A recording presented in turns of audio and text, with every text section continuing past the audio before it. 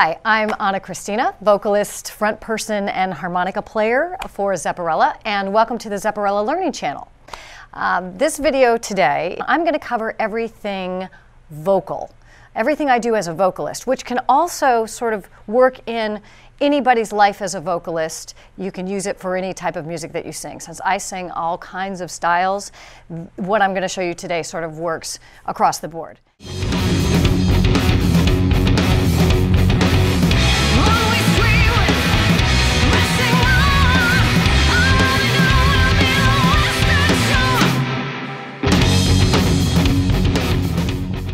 So in this video, we're going to be talking about warm-ups, and I'm going to be breaking down what support is, what exercises I do to warm up, why it's important to warm up, and things to think about for yourself, because everybody is different, to think about what works for you. First of all, I highly recommend that you study with a teacher somewhere, either in your area or online. I have done multiple, which I think a lot of vocalists do. So you can pull things together from each different teacher that works for you.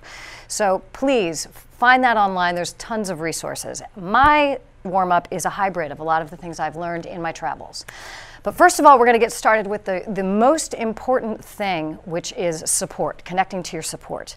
And in warm-ups, we are warming up. We are just like an athlete stretches before she does a marathon, a singer warms up her voice before she goes to sing some of those big notes. The very first part of the warm-up is the breathing. So we talk about diaphragmatic support. This is something I want to cover really quickly. What is that? Everybody talks about it. What is it? What does it look like? I had to look this up and it really helped me. Your diaphragm is a muscle that's right under your rib cage, and it sits like this. And when you breathe in deeply from your lower abdomen, it goes like this. They call it contracting. And as you blow out, the diaphragm comes up. Simple as that. Now, you don't have to sit there and obsess about it, but it's important to know what's going on. So you're not taking breath from your chest.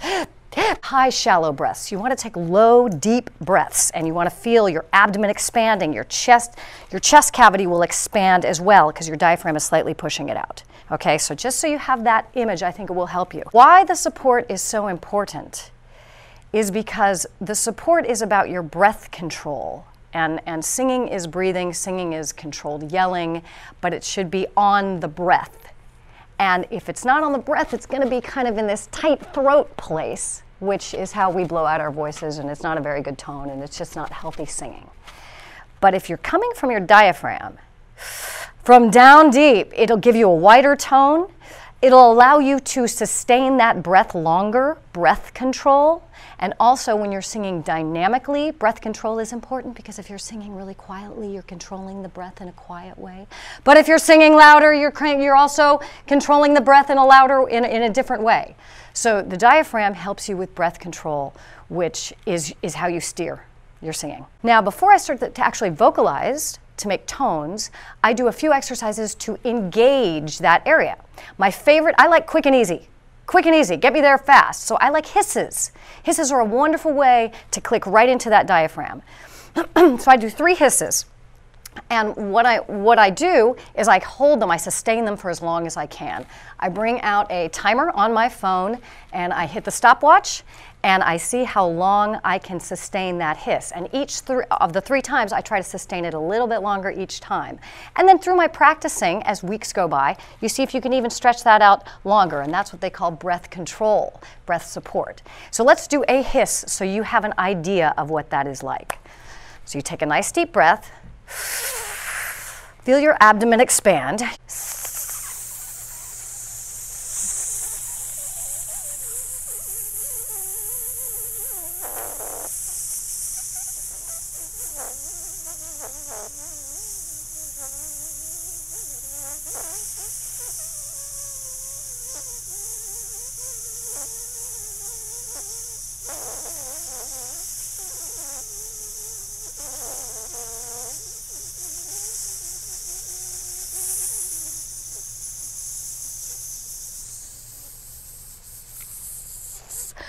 When you get to that end, it gets a little panicky, but you can always go about 5 seconds longer than you think you can. So just push yourself. So I like to do that 3 times. And once again, in this warm-up video, I'm not going to take you through the entire 20-minute warm-up, but I'm going to talk about each exercise and why I do them, and then you can customize that to yourself. So that's the hisses. I recommend doing those 3 times. And you can already feel, you'll feel that your oblique muscles expanding. And I like to keep my hands on my sides while I do this to really make sure that they're engaged. And it keeps sort of your mental space there, so that you're always thinking about the diaphragm. The second exercise I do is where we're going to bring in my trusted friend here, which is called the keyboard. I've talked about this in my other videos. I highly recommend having a keyboard with you. You can have them on your app. There's free piano apps, but just so you can check your tone, check your pitch. It's just your little tool. And I use this one because it has built-in speakers, and it's quick and easy. Quick and easy. I don't need a computer. I don't need anything else. Quick and easy. So I start on this G down here with humming on a 3-tone scale. And what that does, that keeps my breath engaged, and it also starts to get this buzz happening in the front of the face, because I like the tone to be buzzy in the front of my teeth and think out forward. So the humming begins that process. So I'm just going to do a few of these for you. It's kind of up to you where you start your exercises for your voice. Men and women are different. But I'm starting it on this low G. I kind of like to go where my speaking voice generally is. That's how I like my singing voice to sound, kind of generally where my speaking voice is. So you want your voice to sound natural, to sound like the extension of your speaking voice.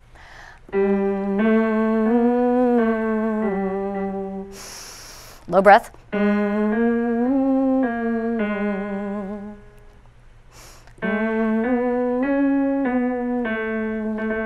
And you can go as far up as you'd like, and then you take it all the way back down. And this is a good place to remind you, or to recommend, never pushing your voice too high in the beginning.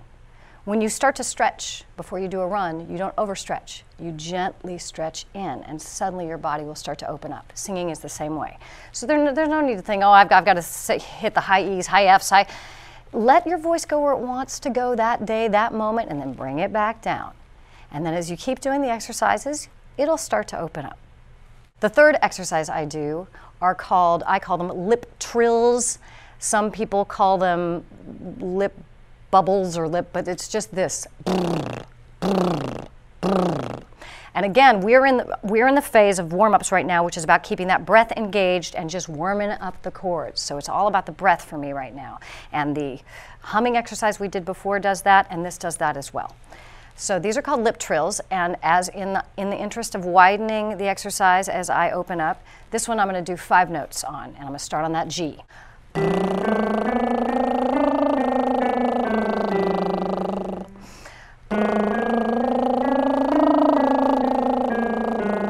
Go as fast or slow as feels right.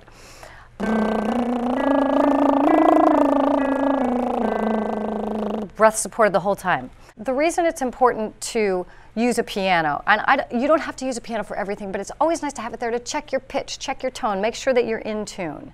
And once again, you can use an app for that, or you can use exercises that are pre-recorded, but I just think it's an important tool to have. The fourth exercise I do are based on Z's, which I really love this exercise. Again, we're connecting the support, but something about the Z gets everything buzzing around in my mouth and actually loosens up some gunk that might be in my chest or in my throat. Singers know what I'm talking about. I'm not going to go any deeper with that.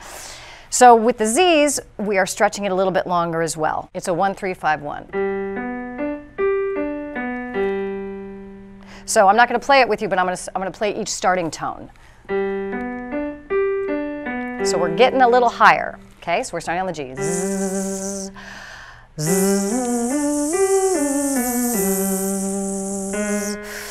zzz,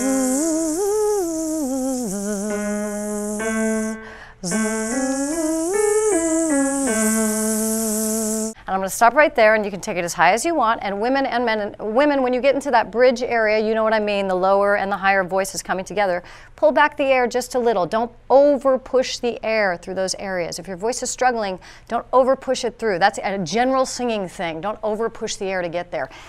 Pull back just a hair, ease up, Keep the support there and it'll start to find its way in. The next exercise I like to do to warm up are NGs because it pushes everything forward to this masky place. If you want more information about the mask, it's all over YouTube, but it's that front part of your face that's buzzy. And I like to, especially the Zeppelin stuff, it's really good to have it there. So the NGs kind of put it there. The sound is like ring. Starts on the G. And I'm going to do it in 5.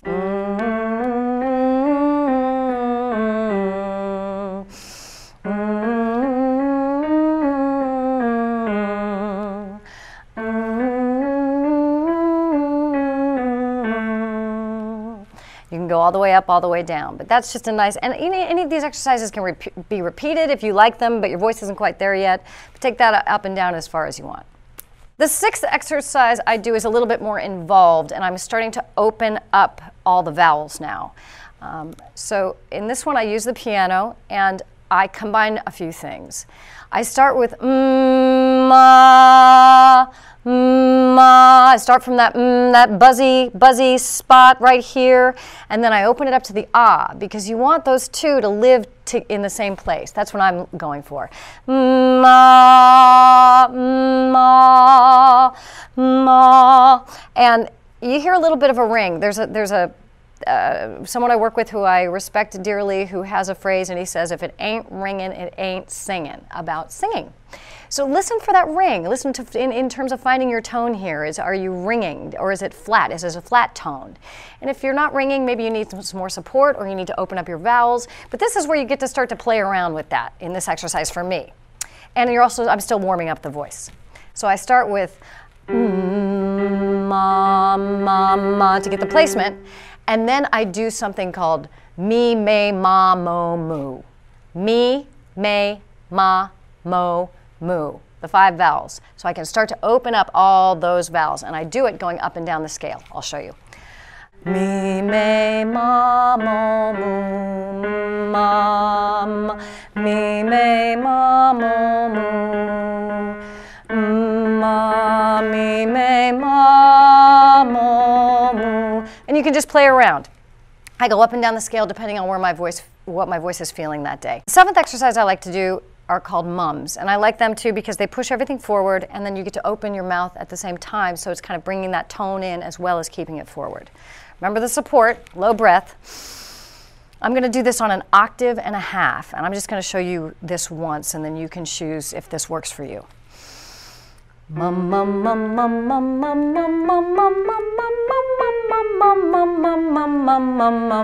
mum, The 8th exercise I do is called the nays, and anybody who's familiar with the mixed voice knows about these exercises. The nay, nay, nay, nay. It's kind of it's not a pleasant sound. When I was talking about the ringing and the singing before, this one you make an exception because you're trying to get this abrasive kind of whiny sound to push it forward. So the vowel nay helps you do that. Nay, nay, nay, nay, nay. And it's almost a little kid voice. Nay, nay, nay, nay, nay. So I do this on a 5-note scale, and I go up the scale depending on how I feel that day. But this also helps bridge the chest and the head voice as well. This is a good one to help bridge. I can do this one a couple times sometimes if I think that area still has some gaps in it and needs to be bridged. Nay, nay, nay, nay, nay, nay, nay, nay, nay. Nay, nay, nay, nay, nay, nay, nay, nay, nay. Nay, nay, nay, nay, nay, nay, nay, nay, nay. And you keep it right here, but you don't over push it. And when you get to that area, keep that sound really small, pushing forward. Take it as high as is comfortable and then back down. Okay, the 9th exercise I do, and I usually do this right after the nays, is the oohs. Because we're opening the voice again, and we're opening the voice more now, and we're trying to get it to expand a little bit and thread it. So I'm going to start on a C for this one, and it's an ooh on either a 1 octave or a 2 octave slide, depending on what your voice is feeling that day, how you're feeling. Ooh.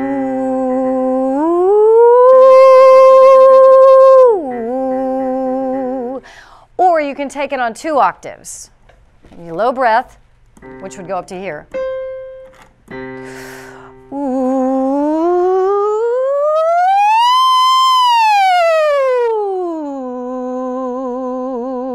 And in that case, you do have to open up a little bit up there, but you can start to, that helps start to thread the voice. And you can just kind of randomly do the oohs. It doesn't have to be 2 octaves, but when you're pre-stage, backstage, woo, woo,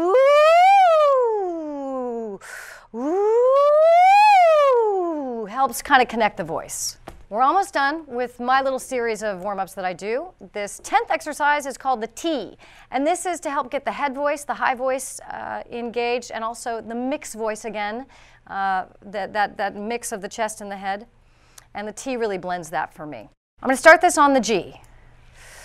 T, T, T, T, T, T, T, T, T.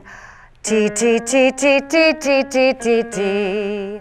T, T, T, T, T, T, T, T, T, T, T, T, T, T. You kind of use the T to push it out, T, T, and you take that up the scale as far as works for you, and then bring it back down. Okay, depending on how your voice is feeling, you can repeat any of those or do some long ahs. This is kind of what works for me when I prepare to sing Zeppelin. Another important thing for warm-ups is the warm down. And I do this after every show. I do this after every day of practicing. I warm down the voice to get it from that high place of singing back down into where you're speaking. So warm down is just ah. Make sure your tongue is low and you're buzzing. Ah, ah, ah. And I just do that, you know, up the scale five notes and down. Just a long ah, and until my voice feels that it's back into speaking level. And I like to do the warm downs right after I'm done. So when I'm done practicing at home, I do the warm downs immediately.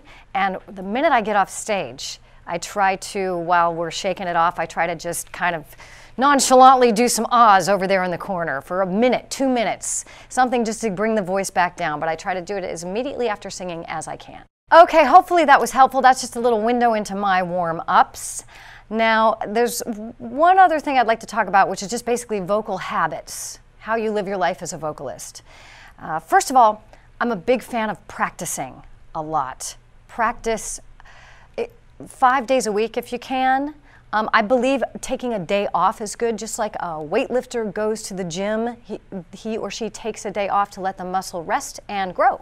So your voice is the same. So it's really important to take days off to give it some time to regenerate itself. And also if you feel that you sang too hard or it's not feeling well or you're sick, take as much time as you need until your voice feels like it's singing ready. Also, I believe in drinking lots of water or whatever hydrates you. If it's Gatorade, I actually like Propel because it's a sugar-free electrolyte drink and I drink that. I think it's really important to get a lot of sleep if you can. Sleep really regenerates my voice, and if you can't get a lot of sleep, that's fine. Just be a little gentle to your voice that day. Don't talk as much, don't talk as loud, and try to give it a little time to recover. Regarding your speaking voice, I like my singing voice to feel unaffected, like it's an extension of your speaking voice. So find what your natural speaking voice is. If you just go, where's your voice sit? Can you feel it in your chest? Make sure you're talking in your comfortable, natural speaking voice during the day, and you're not pushing it up here all the time for what, we all do that to be funny, to be animated, and that's fine. But in general, try to find where your natural speaking voice is and stay there. And speaking of talking, I try not to talk a lot on days of shows. I've found times if I talked a lot on the phone one day and didn't think about it, somehow my voice just wasn't as strong that night. Your instrument is what you speak with, so it's important to give it a little extra care because of that. So maybe watch your talking, watch your volume of your talking. I met with speech therapists who called it a confidential tone that you talk in. And it's not whispering. Whispering has been said to not be good for your voice either because you're pushing too much air through, but a confidential tone. Talk to someone as if you're talking with them confidentially. And if you have to lean in a little bit, that's okay, but it just keeps it in this nice, easy place and it's not a lot of strain on your voice. Hopefully this vocal warm-up video has been helpful. A few things to remember. Remember to do your warm-ups. Remember to practice as often as you can. And don't over-practice, don't blow it out. If you start to feel that way, it's time to stop, warm down. I like to stop practicing when I've hit that great note. I'm like, okay, it's a good way to end, and I warm down. Find your natural speaking voice, speak in that voice, and your singing voice is an extension of your speaking voice. And lastly, have fun with it. You're a storyteller. You're telling the stories here. So all of this is just to get your tool, your instrument, in a place where you can tell a story and communicate with people, which is ultimately what we're doing. This is your chance to really express yourself. So thank you so much for watching, and we'll see you at the next one.